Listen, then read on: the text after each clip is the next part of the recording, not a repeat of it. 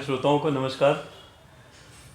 जैसा कि मित्रों आप जानते हैं कि ज्योतिष हरीश चैनल में हम ज्योतिष के विभिन्न विषयों को लेकर आते हैं जो कि एक आम जनता के लिए समझना आसान हो, उनके समाधान या उनकी जिज्ञासाओं की पूर्ति हो। तो आज इसी श्रृंखला में बड़े हर्ष का विषय है एंड इट इज़ प्लेजर कि आज हमारे बीच में डॉक्टर एस.एन. जाफरी साहब जो एस्ट्रोफिजिस्ट हैं और मोहनलाल सुखाड़िया विश्वविद्यालय में भौतिक विज्ञान के विभागाध्यक्ष रह चुके हैं, हमारे बीच में हैं। हमारे बीच में गुरुजी श्री हरिश्चंद्र शर्मा जी हैं। तो मैं आज इस गोष्ठी को आगे करते हुए मैं डॉक्टर जाफरी साहब से निवेदन करूंगा कि सर, चूँकि आप एक वैज्ञानिक पहलू रखते हैं और एस्ट्रोफिज़िक्स आपका विषय रहा है, तो इस विषय में ज्योतिष को लेकर आप क्या कहना चाहेंगे या आपका कोई प्रश्न, कोई जिज्ञासा हो तो हरीश सर समाधान के लिए हम सबके सामने उपस्थित हैं। नमस्कार। मैं सबसे पहले आपका धन्यवाद करना चाहता हूं क्योंकि आपने मुझे ये अपॉर्चुनिटी दी कि मैं कुछ आप लोगों से बातचीत कर सकूं और इस विषय में कुछ चर्चा भी कर सकूं। विशेष बात ये है कि एस्ट्रोनॉमी काफ़ी एडवांस सब्जेक्ट बन चुका है आज की तारीख में।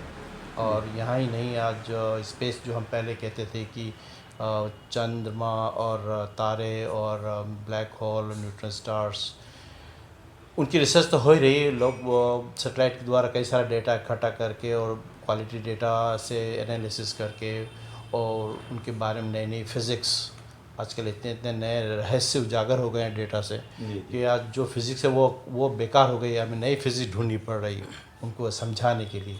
जैसे फॉर एग्जांपल ब्लैक होल है, वो इतना कॉम्प्लिकेटेड है इनसाइड के, अभी तो किसी को पता ही नहीं क्या हो रहा है। फॉर एग्जांपल बिग बैंग है, वो क्यों हुआ, किस लिए हुआ, उसके अंदर क्या चीज़ थी कि that started, that initiated things. तो वो भी नई फिज़िक्स के लिए भी हम जनरेट कर रहे हैं और कई लोग इसमें लगे हुए, कई थ्योरीज भी हैं। तो इस तरह से काफ़ी कुछ ये एडवांस हो गया। और अब नया एडवांसमेंट ये भी हो रहा है कि लोग पहले तो कहते थे कि हम कहाँ जा रहे हैं घूमने, हम गोवा जा रहे हैं, दिल्ली जा रहे हैं, अमेरिका जा रहे हैं। अब तो लोग स्पेस में जाने लगे। स्पेस का मतलब है कि जाके वहाँ पर वेटलेसनेस का अनुभव करते हैं वो लोग और बड़ा मज़ा आता है। और अभी बड़े बड़े ये इतना अभी कॉमन नहीं हो पाया, काफ़ी अमीर लोगों के लिए ही ये बन चुका है, वरना अब कुछ दिन बाद 10-12 साल बाद अब तो आम जनता भी जा पाएगी। इस तरह से कुछ प्लानिंग कर रही सब कंपनीज वगैरह। तो मेरा कहने का उद्देश्य ये है कि एस्ट्रोनॉमी और एस्ट्रोफिज़िक्स काफ़ी एडवांस हो चुकी है। अभी सब साइंस में सबसे फ्रंटियर पे ये फील्ड है और काफ़ी इसमें इंटरेस्ट और काफ़ी साइंटिस्ट जुड़ गए। अभी लास्ट नोबेल प्राइज़ भी 3-4, मतलब यूँ समझिए कि नोबेल प्राइज़ मिलने से सब लोग सभी इस रिसर्च में इन्वॉल्व हो चुके हैं। तो इस तरह से ये फील्ड एक बहुत मजबूत और स्ट्रांग बन चुका है साइंस में, इसकी काफ़ी अहमियत है। और एस्ट्रोलॉजी का जहाँ तक सवाल है, अब ये फील्ड भी काफ़ी डेवलप हो चुका है और इसमें कैलकुलेशन वगैरह डेटा लिया जाता है आजकल और डेटा बेस्ड हो चुका है। ये भी साइंटिफिक हो गए हैं, हमारे गुरुजी हैं तो ये उनको कुछ साइंटिफिक बहाना पहनाना चाह रहे हैं क्योंकि लोग खुद ही था कि कुछ भी प्रिजम्पशन मीन्स एजम्पशन ऐसा होगा, ये रेखा ये लंबी थी, ये जीवन की रेखा है भाई, या इसे अब पता नहीं जीवन रेखा है क्या है, तो हम ऐसे करते हैं, इसलिए सल बैठे बन जाते हैं। हाँ। यहाँ निशानियाँ हैं तो ये क्या है, किस चीज़ से गॉड ने हमें किस चीज़ पकड़ से फ्रिक्शन, हाँ। स्मूथ होते फिसल, पेन नहीं पकड़ सकते, ये चीज़ें हैं। इसलिए ये चीज़ें हैं इनमें हम, लेकिन लोगों ने इसको एस्ट्रोलॉजी में कुछ भाई तुम्हारा बुरा होने वाला है, अच्छा होने वाला है, तुम्हारे बच्चे होंगे नहीं होंगे, शादी होगी, ये होगी, वो तुम मर जाओगे या जिंदा हो जाओगे या बच्चा पैदा होगा, ये सब चीज़ें इसमें बना ली। वो प्रिजम्पशन होके आपके मन में क्या जिज्ञासा है उसके बारे में कोई प्रश्न पूछे तो इस तरह से कि आप क्या चाहते हैं, किस प्रकार से। लेकिन हमारे गुरुजी ने ये फिजिक्स भी इनका रहा है सब्जेक्ट,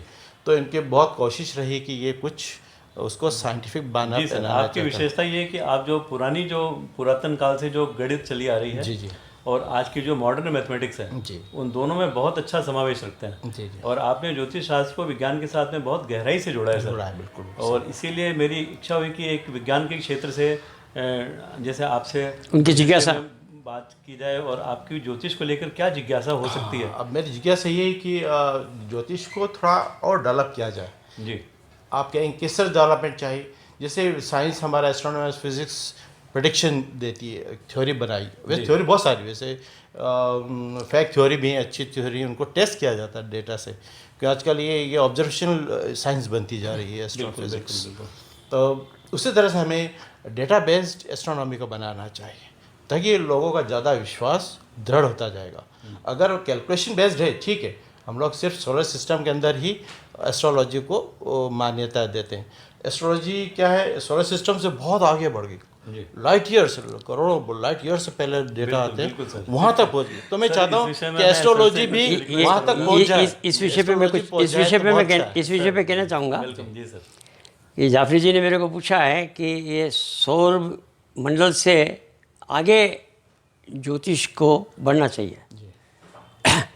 पहले कुछ बातें मैं सौर मंडल की बताऊं, उसके पहले कल ही मेरे से एक मित्र ने प्रश्न पूछा था कि अभी तक हम सौर मंडल के शनि तक ही प्रभाव को ले रहे हैं, नेपच्यून और यूरेनस को नहीं ले रहे। उसका प्रश्न कल था मेरे सामने, तो उसके बारे में गुरुजी आपका क्या विचार है? तो मैं इसको उससे पहले वाली ज्योतिष को इससे जोड़ता हुआ कि आगे से आगे क्या इफेक्ट है मैं आपको समझाना चाहता हूँ। कुछ ग्रह पृथ्वी से और सूर्य के बीच में हैं, बुध और शुक्र। उसके बाद ग्रह आते हैं चंद्रमा, जो पृथ्वी से अटैच्ड है, उपग्रह है, हम इसको ग्रह मान लेते हैं। उसके बाद मंगल, गुरु और शनि, इन तीन कैटेगरी में हमने लिया है। एस्ट्रोनॉमी, जहाँ तक एस्ट्रोनॉमी का सवाल है, तो एस्ट्रोनॉमिकल रिसर्चेज बहुत हुई हैं, ऐसा जाफरी जी ने बताया है, और बहुत एक्यूरेट तक पहुँच गए, हम मंगल तक भी पहुँच रहे हैं। और विज्ञान ने बहुत तरक्की की है, और उस विज्ञान की तरक्की का फ़ायदा हमको ज्योतिष में लेना है। ये जो उन्होंने सुझाव दिया, मैं इससे बहुत ही सहमत हूँ। पर जो कुछ हुआ है उसका फल प्रभाव मनुष्य पर क्या पड़ता है, कैसे पड़ता है, और किस प्रकार की थ्योरियाँ संसार में चली है, उसके बारे में संक्षेप में मैं आपको बताना चाहता हूँ। तो चंद्रमा जो हमारे सबसे निकट है, तो हमने माना है कि evolution of life is from moon. Without moon there is no evolution of life. This is the first principle of Jyotish. Life का एवोल्यूशन, जीवन का उद्भव, और इस पर आश्चर्य होगा कि 1886 में साइंटिस्टों ने बैठ कर काम किया। हमारी एक थ्योरी है, इसको थ्योरी ऑफ वाइब्रेशन कह सकते हैं। अब थ्योरी ऑफ वाइब्रेशन में ये बताया गया है भारतीय ज्योतिष में कि ब्रह्मा के एक स्पंदन में, ब्रह्मा का स्पंदन मतलब स्पंदन, वाइब्रेशन ऑफ यूनिवर्स, तो वाइब्रेशन ऑफ यूनिवर्स में एक में मनुष्य पैदा होता है, बाकी 6 में दूसरे प्राणी पैदा होते हैं। और उसका कारण माना है द लॉज ऑफ मून। और आपको आश्चर्य होगा कि लॉज ऑफ मून के बारे में मैंने पहले भी कभी बताया है कि वास्तव में जीवन का जो ये उद्भव है हमारे कंसेप्शन से नहीं होता। हम सोचते हैं कि हम कंसीव करते हैं और मनुष्य पैदा होता है, ये गलत धारणा है। वस्तुतः ये चंद्रमा के प्रभाव के कारण मनुष्य में जीव आता है, क्योंकि जो चल नहीं सकते, पेड़ पौधे, पशु, समुद्र में रहने वाले, साइंटिस्ट बोलते हैं कि जहाँ ऑक्सीजन होगा, जब पानी होगा, वहाँ जीव होगा। ये धारणा भी बहुत सही है, ऐसा नहीं है। कहाँ कि मछली तो पानी में रहती है और जीवित है। बहुत से ऐसे बैक्टीरिया प्राप्त हो चुके हैं जो 1000 डिग्री पे जिंदा रहते हैं। जीवन 1000 डिग्री पे भी हो सकता है, ऐसा साइंस में प्राप्त हो चुका है। तो साइंस के विकास के साथ बहुत चीज़ें हमको अनुभव में आती है। हमारा अनुभव जो है कि जीवन जो है चंद्रमा के पहले नहीं था। चंद्रमा जब पृथ्वी से अलग हुआ तो उसके बाद जीवन आया, उसके पहले नहीं। और अभी तक कोई ऐसा प्रमाण नहीं मिला है कि उसके पहले कोई जीव का उदाहरण प्राप्त हुआ हो। ये पहली अवधारणा है। दूसरी अवधारणा, चंद्रमा के ऊपर चलते हैं, मंगल और गुरु आते हैं। हम मानते हैं मंगल और गुरु हमारे शरीर को प्रभावित करते हैं। चंद्रमा हमको पैदा करता है, मंगल हमारे अंदर मज्जा पैदा करता है और गुरु उसको विकास ग्रोथ करता है, सेल ग्रोथ। क्योंकि ये एनर्जी ऐसी एनर्जी है जो बहुत फाइनर है, alpha beta gamma cosmic rays से भी फाइनर है चेतन एनर्जी। इसका प्रोपोगेशन जो होता है वो थ्रू सेल्स होता है, न रेडिएशन होता है ना कन्वेक्शन होता है। यहाँ सेल के through cell to cell multiplication of cell होता है। ये अलग प्रकार की एनर्जी है। तो क्या मंगल और गुरु सेल से जुड़े हुए हैं? मंगल जुड़ा हुआ है मज्जा से और सेल प्रमोशन से जुड़ा हुआ है गुरु। अच्छा। तो मेरे को जब पूछा गया शनि का वजह है, शनि और फाइनर एनर्जी देता है, जो हमारा मन और मस्तिष्क को कवर करता है वो शनि है। इसके ऊपर फाइनर जब हम जाएंगे तो हम नेपच्यून और उस पर जाएंगे।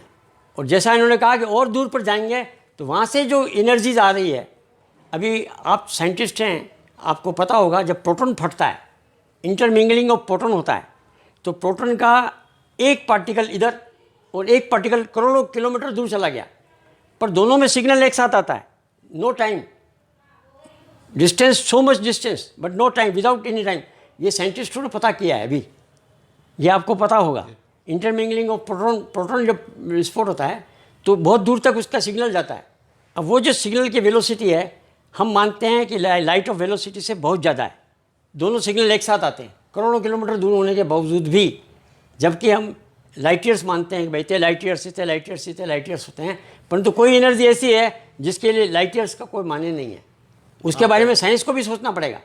लाइट ईयर्स को तो बहुत बड़ी वैल्यू मानते थे सर, बड़ी वैल्यू मानते बहुत बड़ी हैं, यूनिट परंतु हम जो एनर्जी, वो भी छोटा पड़ गया। हम जिस एनर्जी पार्सेक भी आ गया, हायर वैल्यू, पार्सेक, पार्सेक आ गया।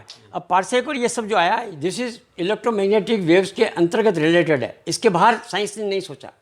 साइंस के पास कोई भी चीज़ नहीं है जो इलेक्ट्रोमैग्नेटिक वेव्स के बाहर इससे ज़्यादा सेंसिटिव मान सके। पर हम ज्योतिष में जो मानते हैं, चैतन्य की ऊर्जा जो मानते हैं, वो एनर्जी बहुत फास्टर है, मैनी फास्टर देन लाइट। उसको जब कंसीडर किया जाता है तो उसको कंसीडर कर देंगे और उस पर काम ज्योतिष को भी करना है, साइंस को भी करना है। और साइंस के कुछ लोगों ने, जैसे यूनिवर्सिटी ऑफ यूएसए में ये आ गया है कि अब योग, फिजिक्स विथ योग पढ़ना पड़ेगा। बहुत अच्छा खाली ये विषय आया है और इसका मैंने डॉक्टर कॉलरा के साथ इंटरव्यू लिया था। उन्होंने कहा ये अब हो गया है और इस पर कई लोगों ने काम किया, साइंटिस्टों ने। तो जैसा इन्होंने कहा कि ज्योतिष को काम करना है, वैसे साइंस को भी काम करना शेष इसलिए है कि science limited to the electromagnetic waves में है और रिलेटिव थ्योरी में बना दिया गया। आइंस्टीन ने कह दिया कि लाइट से फास्टर हो ही नहीं सकता। ये अवधारणा बिल्कुल सही है, ऐसा मानना मैं गलत मानता हूँ। इससे बाहर हो सकता है, एंटीबॉडीज़ हो सकती हैं, एंटीमैटर हो सकते हैं, और उसके बारे में हमने सोचना बंद इसलिए कर दिया कि हमको लिमिटेशन में डाल दिया। जब तक हम लिमिटेशन में डालेंगे हमारा दायरा बहुत छोटा हो जाएगा। तो मैं बता रहा हूँ कि हमारा पहला प्रभाव चंद्रमा का, फिर मंगल गुरु का, फिर शनि का। इसकी स्टडी हम इफ़ेक्टिवनेस ऑन द लाइफ ये पहले पता कर लें, तब हम आगे बढ़ेंगे। लाइफ के बारे में साइंस ने अभी तक कुछ नहीं बताया। What is life? Science can not define it. एक आदमी जिंदा है और मर गया, दोनों में से क्या गायब हो गया, ये साइंस अभी डिफाइन नहीं कर पाया। साइंस को इस पर काम करना बाकी है कि ये आदमी जिंदा है और थोड़े दिन बाद चला गया, क्या चला गया, वो एनर्जी कौन सी चली गई जो इसके अंदर, जिसको जिंदा रखी हुई थी, अब ये नहीं चल सक रहा है, नहीं देख सक रहा है, नहीं बोल सक रहा है, नहीं सुन सक रहा है। उसके बारे में साइंस को और अध्यात्म को जुड़ना होगा। मैं ये नहीं कह रहा कि we have to go beyond reasoning, by reasoning तो मस्ट है, पर reasoning we have to go beyond reasoning, by reasoning.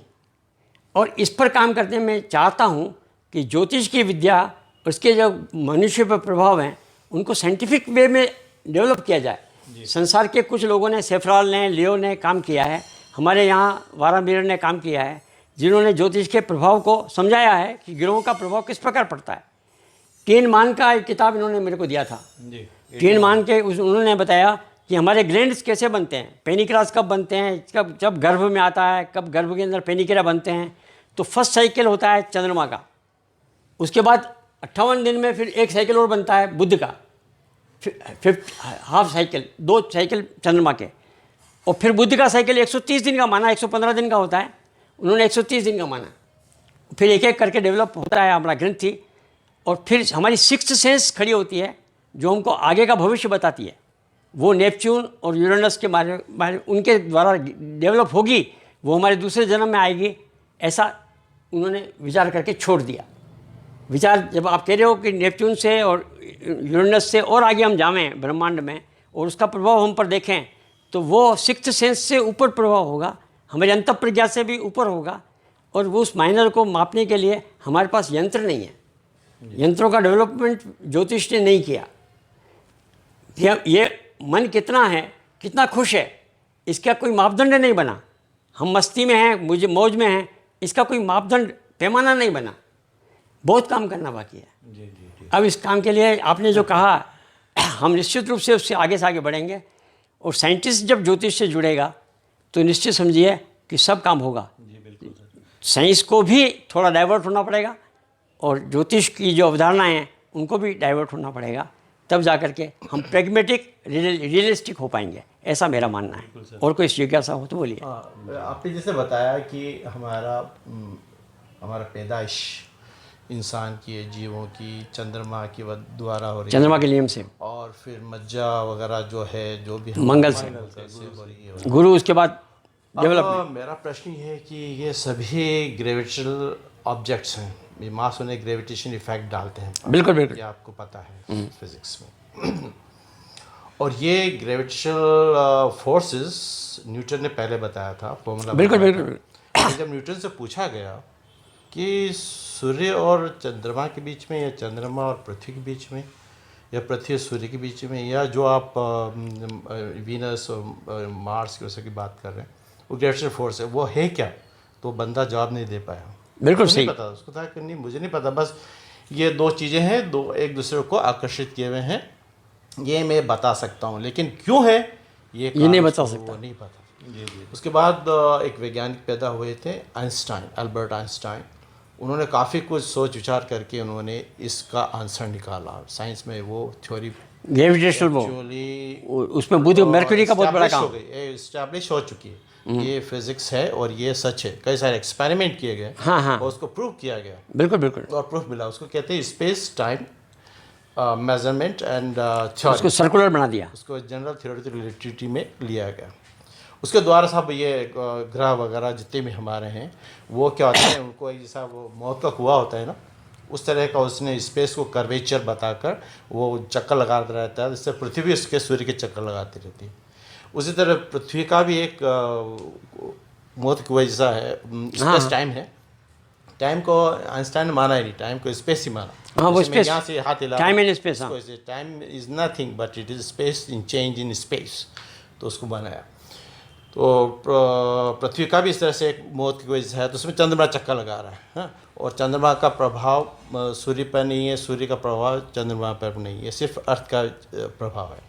उसी ढंग से अगर हम जुपिटर पर चले जाते हैं, जुपिटर का ऐसा कुआं है और वो सूर्य के बड़े कुएं के अंदर चक्कर लगा रहा है, उसका खुद का कुआं है, उससे कई सारे प्लैनेट्स और उसके कई सारे स्टार्स, मून है, वो चक्कर लगा रहे हैं।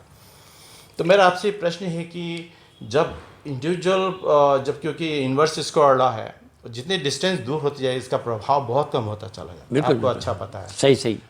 तो जब आप ज़्यादा आप कह रहे हैं हम यूरेनस और उस पर नेपच्यून और उसके प्रभाव को भी हम देखना चाहेंगे, जब किसी का प्रभाव बहुत दूर जाने पर बहुत कम हो जाता है, और मैंने जैसे बताया कि आइंस्टाइन की थ्योरी कहती है कि ये कुएं जैसा एक मौत का कुएं जैसा है, उसका प्रभाव नहीं होता है। हाँ। थोड़ा सा आप कैलकुलेशन करेंगे, हाँ। तो हमारा इन दूसरे सूर्य के अलावा दूसरे चीज़ों का प्रभाव बिल्कुल 0.0001%, नेग्लिजिबल, हम इसको मानते हैं नहीं साइंस में, मतलब वो आइंस्टाइन ने थ्योरी दे चुकी है। बिल्कुल अलग अलग अपने सही है। हमारा सैटेलाइट पृथ्वी के कुएं के अंदर ही घूम रहा है और वो सूर्य कुएं से बहुत दूर है, सिर्फ ये पृथ्वी को उसमें घूम रहा है। तो इस तरह से अगर साइंस का और इस अच्छा ये कोई गलत नहीं है, इसके लिए कई बिल्कुल सही है, और इसके एक्सपेरिमेंट किए, बिल्कुल सही है, प्रूव कर दिया गया को कि भाई, और उसने अभी भी नोबेल प्राइज मिला ग्रेविटेशनल वेव। जब भी दो पृथ्वी टकरा जाए, मान लो या सूर्य से अभी चंद्रमा टकरा जाए या सॉरी पृथ्वी से चंद्रमा टकरा जाए, या चंद्रमा और पृथ्वी दोनों मिलकर सूर्य से टकरा जाए, या जुपिटर टकरा जाए, तो उसमें एक इस फैब्रिक के अंदर, स्पेस टाइम फैब्रिक में जो पानी में पत्थर डालते हैं, हाँ, वैसे इस तरह से वाइब्रेशन वो होती है, उसको वेव को हम इलेक्ट्रोमैग्नेटिक वेव्स से नहीं कहते, स्पीड ऑफ लाइट चलती है और ये टॉर्शनल वेव्स कहलाती है। यानी कि चीज़ जैसे मोबाइल है, तो अगर ग्रेविटेशन वेव आएगी तो इसको थोड़ी देर में इसको सुखड़ा कर दी, ऊपर से फैल जाएगा। हाँ, ऐसे होगा, जैसे ये टॉर्शन वेव्स कहते हैं। डिस्टॉर्शन होता है उससे। और इसको अभी प्रूव भी किया और वैज्ञानिकों ने इसको नोबेल प्राइज़ भी लिया है। ये इंडिया में भी खुलने वाला था, मैं भी कोशिश कर रहा था उदयपुर खुल जाए, लेकिन वो पॉलिटिकली नहीं हो पाया। अदरवाइज अच्छा, यहाँ आ जाती है अपने ग्रेविटेशन वेव। वो अब वो बॉम्बे में खुल रही है, पुणे के पास। तो वो डेटा हमारे पास है।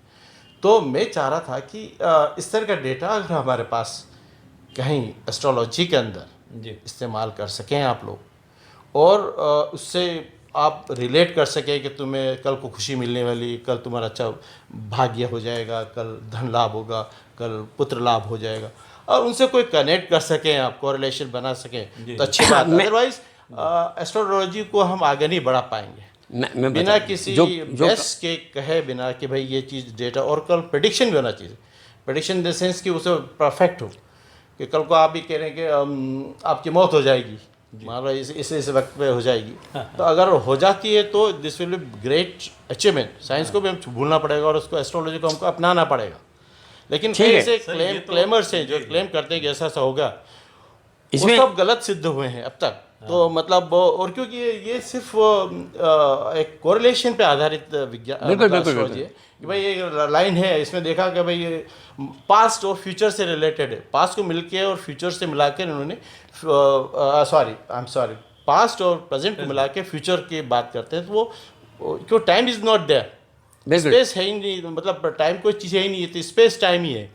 तो फिर ये किस तरह से सामंजस्य बिठा पाएंगे आप विज्ञान के साथ, किस तरह से कदम कदम बढ़ा के चला सकेंगे आप? तो ये चीज़ आप मुझे बताइए। और इस पर मैं आपको एक बताता हूँ, जो काम हुआ है वो बताता हूँ, और इस पर करना बहुत बाकी है, वो तो आप कह ही रहे हो और सही है, बहुत काम बाकी है। मैंने आपको बताया ना, मेरे मेजरमेंट का कोई पैमाना ज्योतिष ने अभी तक तय नहीं किया है। जो किया गया है वो उस काम को बताता हूँ। अभी जो काम हुआ है वो हुआ है गर्भ पर। आदमी का जन्म होता है और गर्भ में पहले प्राण आता है और जन्म होता है। इसका जो टाइम पीरियड है इसको मैथमेटिकली कैलकुलेट कर लिया है एग्जैक्टली।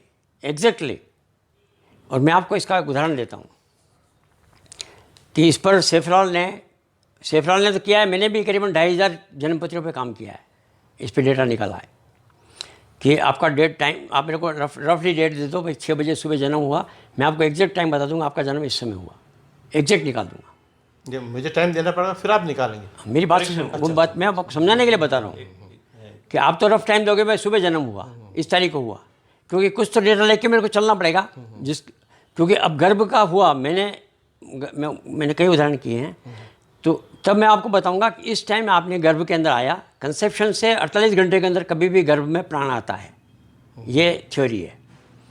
अब जो उससे लेकर के और जन्म तक 273 डेज, मतलब 27.32 चंद्रमा का साइकिल है, 27.32, इसके 10 महीने, चंद्रमा के 10 साइकिल 273 होता है, वो होता है 27.32 डेज चंद्रमा का एक साइकिल, मतलब उसका 10 महीने हो जाते हैं, 273 डेज। ठीक है। परंतु हमने एक इसमें थ्योरम्स बनाई है, 4 थ्योरम बनाई है। वो 4 थ्योरम इस प्रकार से हैं कि ये गर्भ में 9 महीने से अधिक रहेगा या 10 महीने से अधिक रहेगा या कम रहेगा। 10 महीना मतलब चंद्रमा का, 9 महीना सूर्य का। ये क्लियरली पता लग गया कि इसका जन्म शुक्ल पक्ष में होगा, कृष्ण पक्ष में होगा, चंद्रमा अबव होराइजन होगा, बिलो होराइजन होगा, इन सब का इफेक्ट आता है और उसकी जन्म की तारीख एग्जैक्ट निकल जाती है। एग्जैक्ट। मैं अब एक उदाहरण बताता हूँ। एग्जैक्ट साइंस में भी मैं जो हो चुका है सो बता रहा हूँ। और इसमें क्या डिफेक्ट हैं और क्या समस्याएं हैं वो भी बताता हूँ। समस्याएं भी आई हैं। एग्जैक्ट नहीं हो सकता। इसमें क्या हुआ कि पहली बात तो बर्थ किसको माना जाए, सबसे पहला डेफिनेशन क्या दें, व्हाट इज़ बर्थ। राइट, वो भी है। तो उसमें ये तय किया साइंस ने, साइंस का तय नहीं है अभी तक, साइंस ने बर्थ को तय नहीं किया कि व्हाट इज़ बर्थ। क्योंकि परंतु अनसर्टेनिटी है कि इसके अंदर कि ऑपरेशन करना पड़े, कॉम्प्लिकेशन हो गया तो डेट वो बता रहा हूँ बहुत अनसर्टेन। मैंने जो किया हुआ संक्षेप में बता रहा हूँ, शॉर्ट में, इसलिए कि बात सुनिए कि बर्थ को हमने माना है फर्स्ट क्राई, पहला आवाज़ निकले उसका, उसको हमने फर्स्ट क्राई बोला। सांस, उसका खुद का सांस, माँ के सांस से निकल करके अपनी सांस लेना शुरू करे, वो उसकी बर्थ है। अब इस बर्थ में एक एग्जाम्पल ले रहा होता है तो जब मदर का लेता है, खुद का नहीं होता है, खुद का लेते ही क्राई करता है, मदर के थ्रू ना हो करके खुद की उसने इस नेचर में खुद ऑक्सीजन खींचता है, खुद ऑक्सीजन ली। उसमें उसको सेपरेट करते हैं हम लोग। हाँ, उस समय। अब मैं उदाहरण दे रहा हूँ, कई बार बच्चा जन्म लेने के बाद सांस नहीं लेता, तो क्या किया जाता है, उसको उल्टा लटकाया जाता है, ठोकते हैं, फिर वो सांस लेता है। तो जिस समय वो सांस लेता है तब उसका जन्म माना जाता है। मैं एक एग्जांपल इसलिए दे रहा हूँ कि विषय को लंबा नहीं खींचूँ, मैं शॉर्ट एक एग्जांपल दे रहा हूँ कि एक बच्चे का जन्म हुआ 8 बजे, ये लंदन का उदाहरण है, एक्चुअल उदाहरण है, साइंटिस्टों के उसके अंतर्गत ये किया गया कार्यक्रम था, उसमें लिया गया। तो उसका जन्म 8 बजे हुआ, लेकिन उसने सांस नहीं ली, उसको उल्टा लटकाया, थपकारा। कुछ देर बाद उसने एक सांस ली, सिर्फ एक सांस, 20 मिनट बाद फिर दूसरी सांस ली। रेगुलर सांस उसकी 41 मिनट का समय लग गया, 41 मिनट्स। हम जब कैलकुलेट करते हैं तो 840 आता है, और वो एक्चुअल आया 841। इतना डिफरेंस टॉलरेंस है, ये टॉलरेंस। अनसर्टेनिटी हमारे क्वांटम फिजिक्स में भी आपको पता है कि अनसर्टेनिटी प्रिंसिपल है, वो कोई भी चीज़ डेफिनेट नहीं है, और टॉलरेंस है, टॉलरेंस इज देयर। अब ये टॉलरेंस में अब क्या होता है, सिजेरियन बच्चा कर लिया, पेट में से निकाल के बाहर रख दिया, दिस इज़ नॉट नेचुरल। अभी एक मेरे पास एग्जांपल आया कि एक बच्चे का जन्म 15 जुलाई को हुआ, मैं फैक्ट बता रहा हूँ, मुंबई में है, डॉक्टर है खुद, महिला, तिवारी करके है। अब उसने मेरे को, उसको किसी को पता लगा कि उदयपुर में कोई हरीश चंद्र करके है, वो देखता है, तो मैंने उसको बताया, मैंने कहा देखो ये आपका बच्चा सिजेरियन हुआ है, इस पर हम फलादेश कर नहीं सकेंगे, करेंगे तो गलत आएगा, क्यों आपने किसी भी समय निकाल लिया, नेचुरल उसका प्रोसेस से नहीं निकला, तो हम तो नेचुरल प्रोसेस को ही हमारी बर्थ मानते हैं, और कोई सिजेरियन हो गया वो नेचुरल नहीं है। तो इसको इंक्यूबेटर में रखा होगा और ये छोटा सा होगा, तो उसने कहा बिल्कुल छोटा है, और ये 100 महीना पहले हो गया। तो मैंने कहा देखो आप मुझे समय दो कुछ दिन का, और आपका मेडिकल रिपोर्ट भेजो मेरे को, कि आपने जब जांच कराई वो रिपोर्ट मेरे को भेजो। तो उन्होंने मेरे को रिपोर्ट भेजी, उसमें लिखा था 32 वीक्स ±15 ±4 ऐसा लिखा था, बस ये रफ था। तो मैंने पंडित जी है कि मैं रफ में बता रहा हूँ, मैं इसको यहाँ फिनिश इसलिए कर रहा हूँ कि टॉपिक लंबा हो जाएगा। मैं आपको सिर्फ बता रहा था, जैसे डेटाबेस, हम डेटाबेस पे काम कर रहे हैं वो बता रहा हूँ। तो उसका मैंने लेकर के एक्चुअल कैलकुलेशन किया, उसका 22 अगस्त को जन्म निकला, और वो मैंने उनको जन्मपति भेजी है, उसने मेरे को 2500 रुपये भेजे भी है कि ये आपने जो बताया इसको किडनी, मैंने कहा इसकी किडनी लिवर में डिफेक्ट है, और इसको आप इसको नेचुरल वे में आप आदमी मत समझना, इसको आप डॉक्टर की तरफ से फीड खाना, भाई एक नॉर्मल डाइट इसकी नॉर्मल डाइट नहीं है, इसकी नॉर्मल डाइट बिल्कुल बिलो है। इसको आप बकरी का दूध पिलाओ, और उसके अंदर थोड़ा थोड़ा केसर डालो, थोड़ा अंजीर का डालो, इसको धीरे धीरे आप डेवलप करो। इसका नेचुरल डाइट आने में समय लगेगा, उसके बाद ये डेवलप होगा, क्योंकि अनडेवलप्ड आपने बाहर निकाल लिया, अब इसका सारा डेवलपमेंट बाहर करना है। तो ऐसा नहीं साइंस को भूल जाओ आप, इसको खाना जो देना है वो आपको नेचुरल डाइट जो डॉक्टर कहता है वो नहीं है, कारण इसको पचाने की ताकत नहीं है। तो उसने कहा हाँ इसकी टट्टी आती है, बहुत बदबू आती है, उसने सारी बातें मानी, उसको लगा मैं एक बात सही बता रहा है। अब ये मैं नहीं कह रहा हूँ कि बिल्कुल पॉइंट टू पॉइंट करेक्ट है, परंतु ये काम हुआ है, और इस काम में हमने सक्सेसफुल किया है। इसमें डिफेक्ट्स हैं, 2 बच्चे एक साथ पैदा हो गए, क्या होगा, कौन पहले कौन बाद में, इस पर भी काम हुआ है, परंतु इस पर आगे काम होना चाहिए, उसके लिए हमने ये चैनल शुरू किया है। कि साइंटिफिक वे में एस्ट्रोलॉजी को नापा जाए, इसलिए हम आपसे इंटरव्यू करवा रहे हैं नहीं नहीं बिल्कुल ताकि आपको इसमें रीजनिंग मुझे एस्ट्रोलॉजी से कुछ नहीं, मैं ये कह रहा था कि इसको और स्ट्रांग बनाया जाए। बिल्कुल, इसीलिए हमने कहा। आप जैसे आपने कहा कि वो 45 मिनट्स के बाद ऐसा कुछ हुआ, तो ये एक डेटा हुआ हमारे पास। इसके साइंस ऐसे मेरे काफी जैसे अब आपको पता है फिजिक्स हम ऑब्जर्वेशन लेते हैं, रेडियस केपलरी का नापते हैं। हाँ। तो एक रेडियस नाप 10-12 बार नापते, फिर बच्चा कहता है मैंने खुद 2,500 10 ऑब्जर्वेशन क्यों कह रहा है? मैंने 2,500 कर दिए। इसलिए कहते हैं हम कि स्टैटिस्टिकली स्ट्रांग हो जाए कि भाई रेडियस बिल्कुल vigorous vigorous exact correct value के पास पहुंचे। तो आपने एक कैलकुलेशन किया, उससे उसको मैच किया, हो गया, बहुत बढ़िया। एक अब नहीं, उसको दूसरे टेस्ट भी किए, 10-12,000 बार टेस्ट की।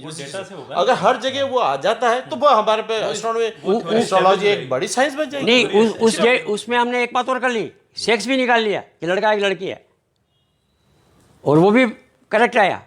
ये सर जो सेवेरियल की जो थ्योरम है ना सर, पंडित जी मेरा सिर्फ पर ये क्या है, इस पर काम बाकी है। गुजारिश है आपसे कि ये 1-2 डेटा का कोट करना, 1-2 डेटा नहीं है, हमारे पास क्या हजारों के तादाद में डेटा होना चाहिए। हाँ। और उससे क्या होगा कि बड़ा स्ट्रांग साइंस बन जाएगा हमारा एस्ट्रोलॉजी भी एस्टैब्लिश होगी सर। वो आपने बताया कि डेटा बैंक हो, और हर डेटा पर उसको वेरीफाई किया जाए। बिल्कुल हर बार। एक तो ये सर, एक रिजल्ट आने से एक हाइपोथेसिस हमने कर लिया, नहीं, चांस बाय चांस हम ये नहीं कह रहे फाइनल है, परंतु जो this is the first step towards accuracy, this is the first step.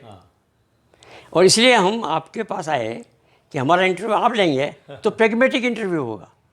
वो तो कोई बाकी क्या पूछेगा। हाँ, ये तो हमारे व्यूअर्स के लिए भी मैसेज है सर, कि आप लोग ज्योतिष हरीश के माध्यम से जितना मैक्सिमम डेटा भेज सकते हैं आप लोग भेजिए, और अपने क्वेरीज भेजें, तो उससे हमारे पास डेटा बैंक बहुत होगा। और धीरे धीरे हम इस पर काम करके एक थ्योरी, पहले हाइपोथेसिस से चलेंगे, उसके बाद में उसके सिंथेसिस करेंगे, वर्कआउट करके एक थ्योरी स्टेब्लिश कर सकते हैं। और मेरे विचार में तो जितने साइंटिफिक थ्योरीज निकली है सर, उनका यही बेस रहा है। वही बेस रहा है। वो देखें आप, बेंजीन के स्ट्रक्चर से लगाएं, कैंसिल हुई सर डेटा पर, कई वो फेक होती है, हम उसको डेटा से टेस्ट करते नहीं होता है। न्यूटन के थॉट को आगे चल करके आइंस्टाइन ने बढ़ाया।